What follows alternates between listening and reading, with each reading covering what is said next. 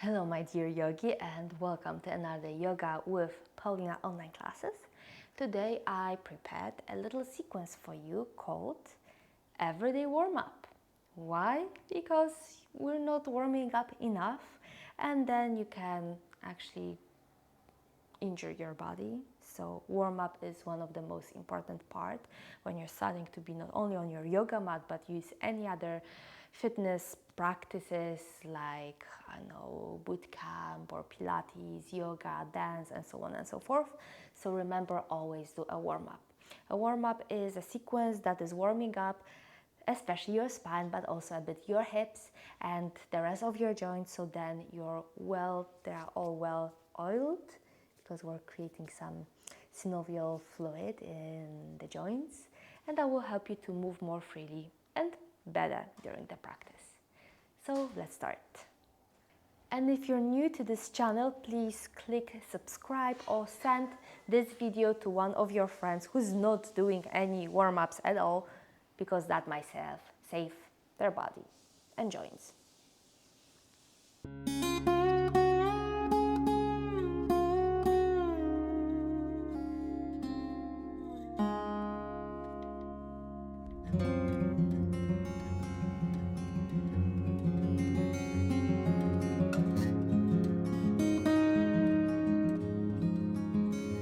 First, find yourself in a comfortable seat. I'm sitting with my legs crossed.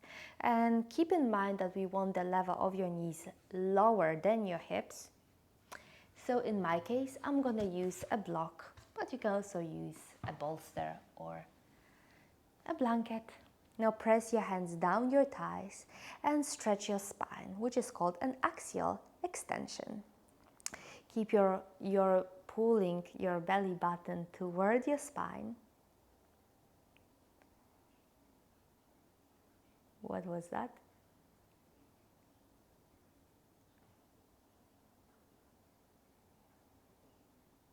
Okay, keep on pushing your belly button toward the spine and stay with that straight spine, and after a while release your hands down your thighs or knees. Take a deep inhale and exhale to find yourself both comfortable but also aligned and strong. And now let's start moving your spine in circles. Use your hands to help you moving closer and further away from your thighs, and still use a straight spine. Imagine that your spine is like a pencil and with the graphite, I think, and you want to make a circle on the ceiling. Then start with the second side as well. Yep, that's right. And make those circles smaller and smaller. So that was first part of warming up your hips and your spine. Now change your legs. That will help you to balance your right and left part of the brain. Place your fingertips on the mat and give yourself that alignment, that little push, that axial extension. With your next inhale, lift your hands up above your head and parallel. And now place your one hand down and move into a side bend. Keep on pushing both of your sit bones toward that block or yoga mat, finding a beautiful line, well, kind of C line in your spine. And then use your core muscles to lift your hands. Let's go to the second side. Move, find your two sit bones on the mat, pushing into the mat or block. Your ribs are closed, your belly button in, and strong core. And lift again. Let's do it one more time, right and left or left and right. Maybe go a little bit further, deepen your practice. And up, second side. And up. Now release your hands and make few circles with your head. And with your shoulders. Okay, let's move to your hands and knees. You can use a blanket underneath your knees for more comfort. I always recommend that. I'm always using that.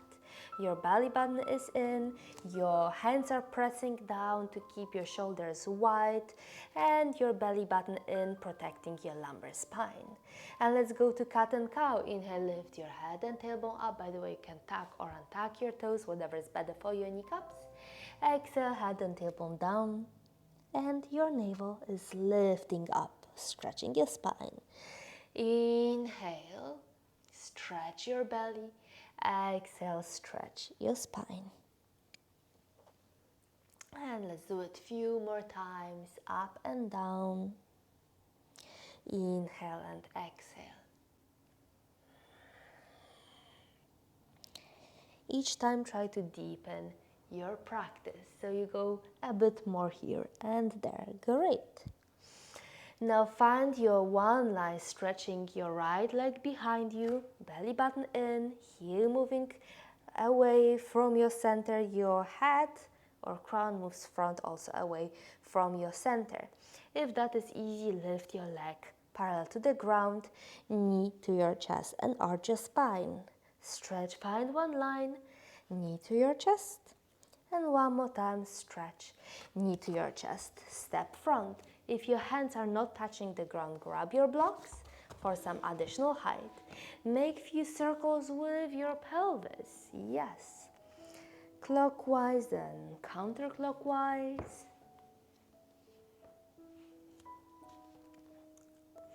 And holding your core nice and strong, lift your hands above your head. That is pretty nice and easy. If it is, look up toward your hands or even move your hands behind you. And now press your hands down and twist. Lift your right hand up and hand goes down. Press your hands down your block or mat. Move your knee back to the knee. You can stretch the blocks on the side. I'm pushing them on the right side so you can see me better. Now engage your inner thighs. Move your pubic bone front and slide your chest over hands. One line from your knees to your crown. Exhale, bend your elbows and move down in one line. Baby cobra, lift your chest only as much as it feels comfortable. Lift your hands to see if you're not pushing too much. Exhale down. One more time, baby cobra. Exhale down, and now press your hands down, lifting your spine. And exhale, come to your all fours for the second side. Stretch your right, either your toes on the ground or leg parallel. Exhale, knee to your chest. And two more times. Inhale, exhale, inhale, and exhale. This time, step your foot in front and make few circles. First clockwise, then counterclockwise or other way around. Use your blocks for additional height if your hands are not touching the mat. Great.